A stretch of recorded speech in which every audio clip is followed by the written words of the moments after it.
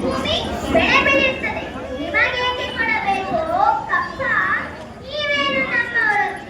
ತೀರಾ ಬಿತ್ತೀರಾ, ನೀರು ಹಾಯಿಸಿ ನಾಟಿ ನೆಟ್ಟೀರಾ, ಹೊರ ಹತ್ತೀರಾ, ಇಲ್ಲ ದಣಿದವರಿಗೆ ಅಂಬಲಿ ಕಾಯಿಸಿಕೊಡ್ತೀರಾ?